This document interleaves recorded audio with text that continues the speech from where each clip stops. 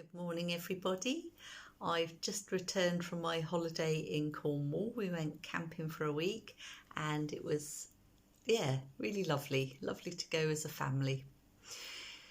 So I'm back refreshed and we're going to talk a bit about interference during birth today.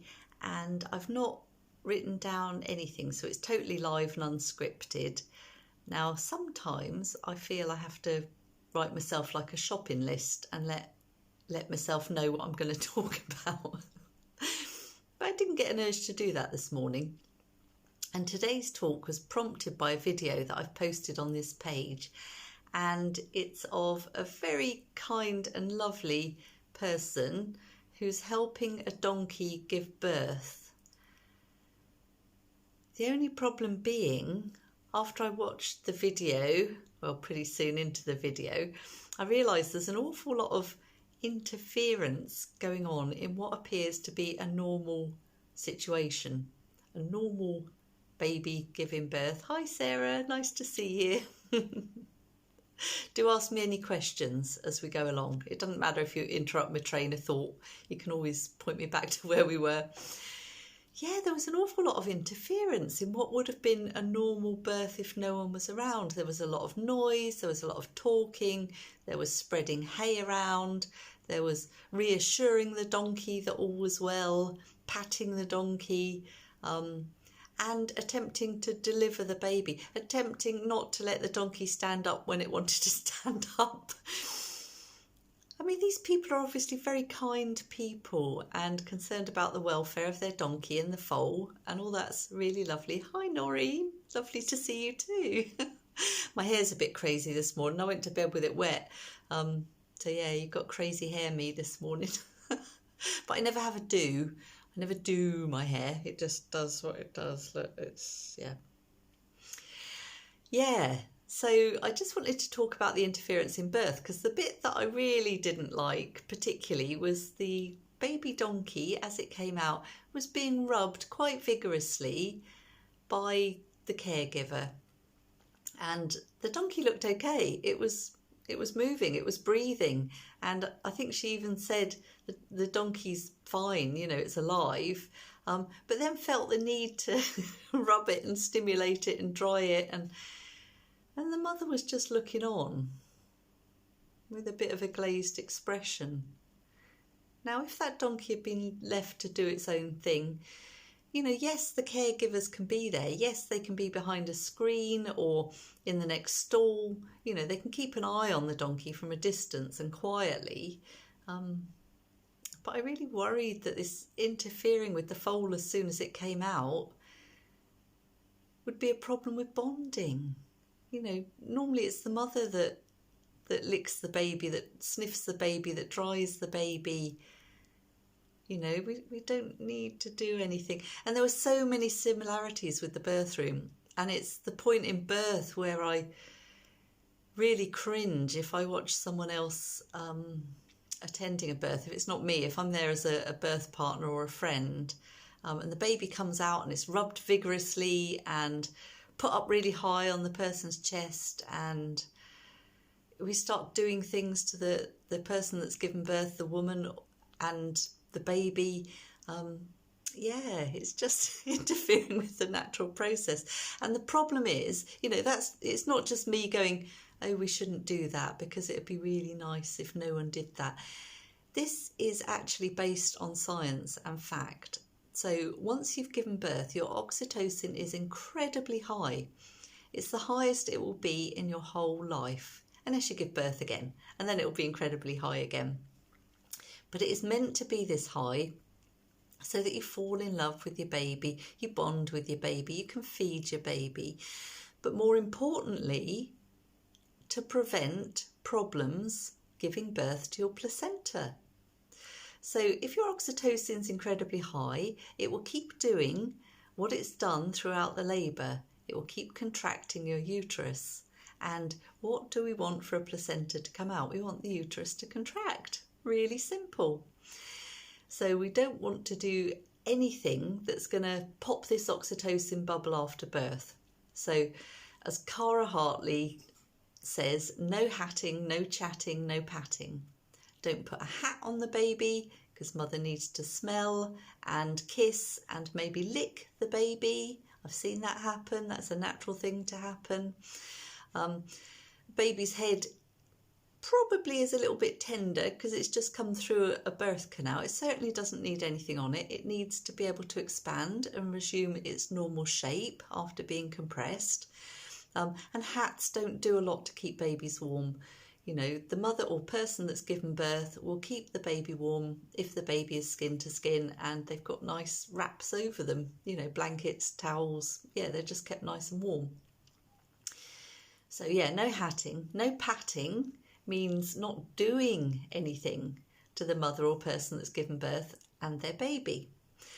So no interference, no let's just take your blood pressure, let's interfere with the baby, let's rub the baby, let's pat the baby, let's all scream with excitement because the baby's here. Yeah, so just don't do anything. There's nothing to be done in that moment. If the baby's not breathing at the moment of birth, it will normally establish breathing within the first minute. So we just need to be patient, and the person or woman that's given birth can stroke the baby, kiss the baby. That's normally enough to get a baby started. So at least give them that 1 minute, 1 minute. We're not even meant to test the APGAR scores until 1 minute after birth. Give them a minute just to realise they've arrived and they need to breathe.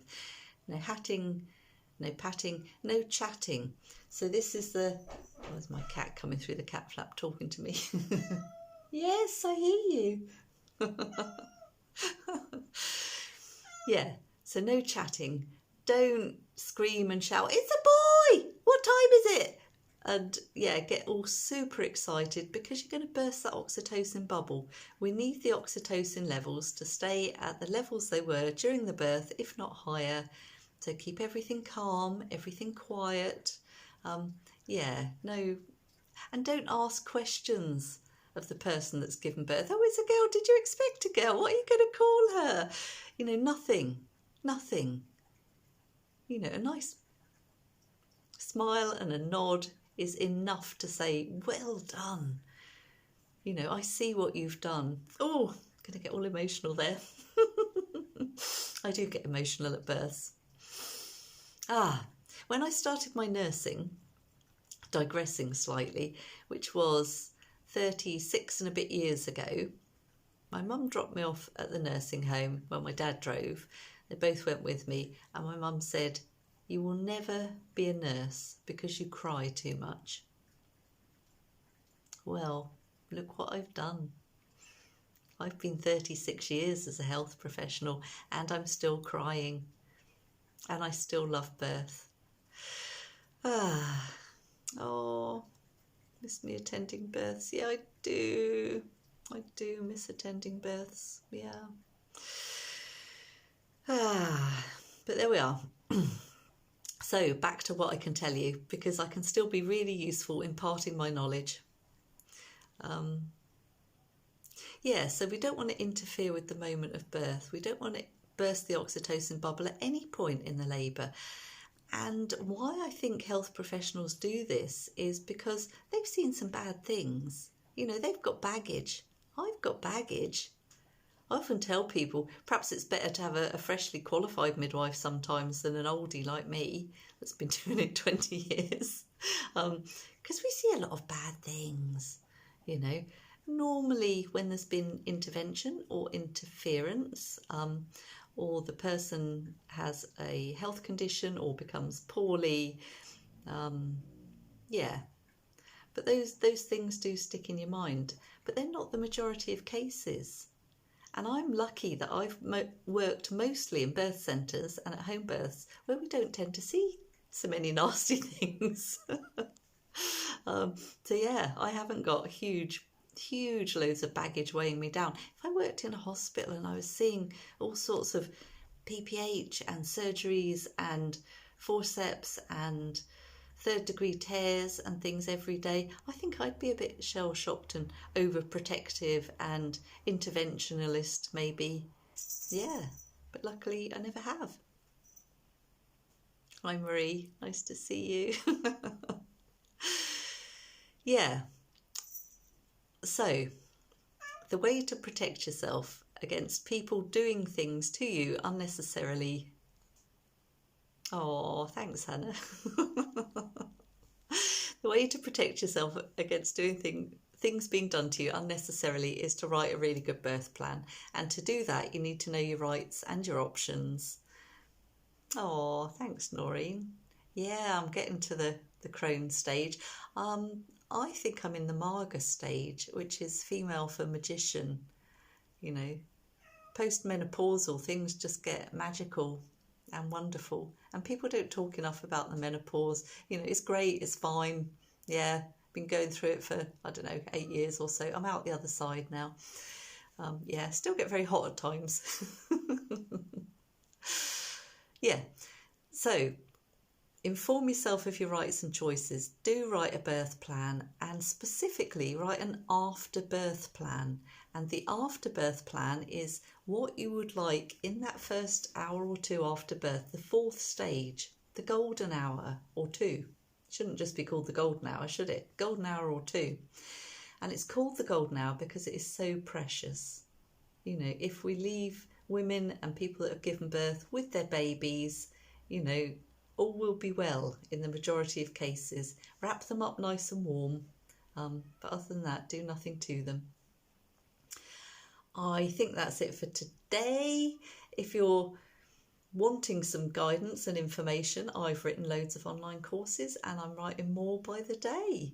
So check out all the courses. Do recommend me to your friends because I've got so much wisdom now that I can't share because I can't get out and about because of my health conditions. But yeah, and do ask me questions. Jot your questions down here. Do I have any example birth plans I can share? Yeah, I do. I got a course, but if you just want the format of the what's it called, birth plan, yeah, I'll happily share that. That's easy. I think it's easy. I've got to go on my computer and find the document. Yeah, that's about it really. So yeah, yeah. That's it. I was just reading the comments, but if you've got any more questions, do put them below and I'll answer them as soon as I can.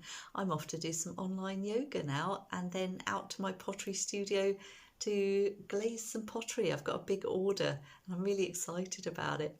So yeah, lovely to see you all. Thanks for bearing with me. Do share this, share the information. Okay, bye.